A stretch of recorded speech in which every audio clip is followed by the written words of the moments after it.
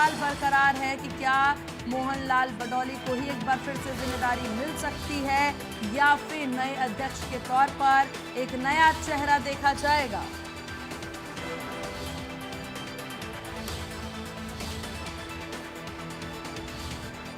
तो बीजेपी ने विधानसभा संयोजकों की नियुक्ति कर ली है। तो लगातार अब देखिए सबकी निगाहें इस पर टिकी हुई है कि यहाँ पर अध्यक्ष चुनाव होना है भाजपा का, और इस अध्यक्ष चुनाव में कौन सा चेहरा देखा जा सकता है। सवाल ये भी बरकरार है कि क्या जो मौजूदा प्रदेश अध्यक्ष है मोहनलाल बडौली वही एक बार फिर से नए अध्यक्ष के तौर पर चुने जाएंगे या फिर एक नया चेहरा भी देखा जा सकता है। सवाल लगातार जारी है और हालांकि सबकी निगाहें भी इसी पर टिकी हुई है।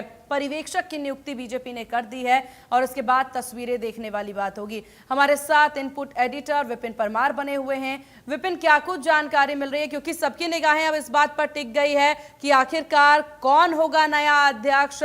क्या मोहनलाल बडौली ही रहेंगे या फिर कोई नया चेहरा देखा जा सकता है? देखिए सीमा, बिल्कुल पॉसिबिलिटी, प्रोबेबिलिटी और तमाम संभावनाओं के बीच में कहीं ना कहीं मोहर जो है वो मोहनलाल बडौली के नाम पर लगती दिखाई दे रही है। क्योंकि जिस तरीके की सक्रियता दिल्ली के अगर बात करें परिक्षेत्र में या पार्टी आला कमान के समक्ष मोहनलाल बडौली के द्वारा पिछले हफ्ते में जो सक्रियता देखने को मिली, उसके बाद से कहीं ना कहीं इन चर्चाओं पर विराम लगता नजर आया कि कोई और नया चेहरा जो है वो भारतीय जनता पार्टी का प्रदेश अध्यक्ष घोषित हो सकता है। क्योंकि जो मुलाकातों का दौर था वो राष्ट्रीय अध्यक्ष जेपी नड्डा, गृह मंत्री अमित शाह और प्रधानमंत्री नरेंद्र मोदी से मुलाकात जो है वो मोहनलाल बडौली की हुई थी। और इसी बीच में मोहनलाल बडौली के नाम के चयन के पीछे कई फैक्टर्स हैं जो कि उनकी प्रोबेबिलिटीज, उनकी पॉसिबिलिटीज को जो है बहुत ज्यादा बढ़ा देते हैं, जो चांसेस हैं उनको कहीं ना कहीं 100% कर देते हैं। पहला जो है वो है इन्हीं की अगुवाई में विधानसभा का चुनाव लड़ा गया। ये टीम नायब सिंह सैनी और मोहनलाल बडौली दोनों की ओर से जो है पार्टी की कमान उस समय सौंपी गई थी। नायब सिंह सैनी को जब मुख्यमंत्री बनाया गया तो उस समय जो है प्रदेश अध्यक्ष के तौर पर मोहनलाल बडौली को जो है वो प्रदेश अध्यक्ष नियुक्त किया गया। तो ऐसे में एक बड़ी जीत भारतीय जनता पार्टी के लिए, और जीत का कारवां हरियाणा से शुरू हुआ था। तो ऐसे में कहीं ना कहीं उन तमाम पॉइंट्स को कंसिडरेशन में रखते हुए भी ये चेहरा बहुत ज्यादा प्रबल हो जाता है। दूसरा, शहरी स्थानीय निकाय चुनाव। शहरी स्थानीय निकाय चुनावों की बात करें, शहर की सरकार को चुनने की बात करें तो वहां पर भी संगठनात्मक तौर पर जिस तरीके का एक कोऑर्डिनेशन सरकार के साथ रहा और जिस तरीके के नतीजे आए वो भी कहीं ना कहीं मोहनलाल बडौली के पक्ष में जाते हैं। तीसरा, मेंबरशिप ड्राइव। आपके संगठन में सबसे ज्यादा जरूरी कार्यकर्ता हो जाते हैं, संगठन के साथ जुड़ने वाले वो तमाम लोग, और उनको जोड़ने का काम जो करता है वो पार्टी के तमाम वो नेता होते हैं, संगठन के वो तमाम नेता होते हैं जो कि पार्टी को बड़ा करना चाहते हैं या संगठन को बड़ा करना चाहते हैं।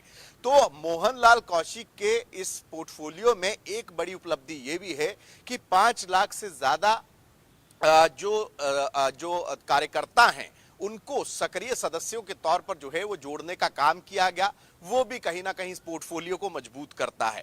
फिलहाल की अगर बात करें तो संगठनात्मक चुनावों की प्रक्रिया के साथ साथ ही जो नियुक्तियां हैं, अलग अलग आदेश हैं, वो मोहनलाल कौशिक की ओर से जारी किए जा रहे हैं। पहले जो है वो 8-9 अप्रैल के लिए जो तमाम विधानसभाओं की बात करें तो उसमें संयोजकों की सूची जारी करने का काम किया गया। इसी के साथ साथ 8-9 अप्रैल के लिए ही तमाम जिलों के लिए जो जिम्मेदारी है वो तमाम प्रभारियों की लगाने का काम किया गया। अब जो संगठनात्मक चुनावों की प्रक्रिया है, जिस तरीके से ऑब्जर्वर्स नियुक्त किए गए हैं, तो लाजमी सी बात है कि औपचारिकता मात्र है, लेकिन क्योंकि राजनीति, सियासत और ऐसी पॉलिटिकल पार्टियों के परिवेश की अगर बात करें तो कहीं ना कहीं अंतिम समय तक जब तक नियुक्ति नहीं हो जाती किसी भी चीज पर मुहर लगाना जो है वो मुनासिब नहीं होता है। लेकिन अगर आप तमाम समीकरणों को देखें या तमाम फैक्टर्स को देखें या उन प्रोबेबिलिटीज और पॉसिबिलिटीज को देखें तो उसमें चांसेस जो हैं वो मोहनलाल बडौली के कहीं ना कहीं वो बढ़ते हुए दिखाई दे रहे हैं। बिल्कुल विपिन, ऐसे में एक और सवाल जो बनता है यहाँ पर ये कि मोहनलाल बडौली, हालांकि जैसा कि आपने जिक्र किया, जो प्रोबेबिलिटी की आपने बात की, इन तमाम चीजों को ध्यान में रखते हुए क्या इनके अलावा भी कोई महत्वपूर्ण चेहरे या फिर किसी तरह की कोई दावेदारी देखी जा रही हो ग्राउंड जीरो से? देखिए, दावेदारों की अगर बात करें तो जब ऐसी संगठनात्मक नियुक्तियां होती हैं तो दावेदार अपना दाम जरूर लगाते हैं, अपनी जोर आजमाइश जरूर करते हैं। और हरियाणा भारतीय जनता पार्टी की अगर बात करें तो आप उस परिप्रेक्ष्य में बैठे हैं जब आप तीसरी बार प्रदेश में सरकार बनाए हुए हैं, बिल्कुल। आप उस परिप्रेक्ष्य में बैठे हैं जब आप शहर की सरकार बनाए हुए हैं, आप ऐसी परिस्थिति में हैं जब आपका संगठन बेहद ज्यादा मजबूत है। विपक्षी दलों की अगर आप कंपैरिजन की बात करें, कांग्रेस अभी तक 11 साल से ज्यादा का समय है कि आप संगठन नहीं बना पाए, और दूसरी तरफ Bharatiya Janata party grass root level पर सदस्यों को जोड़ने का काम कर रही है।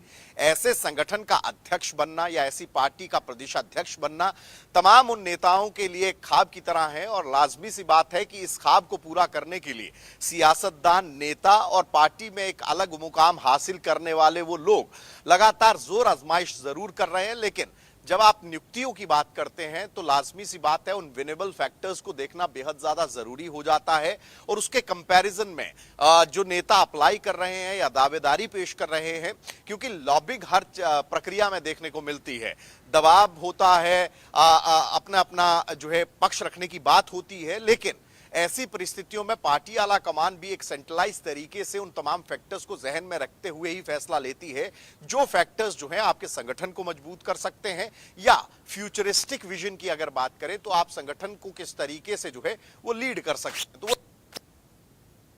तमाम फैक्टर्स को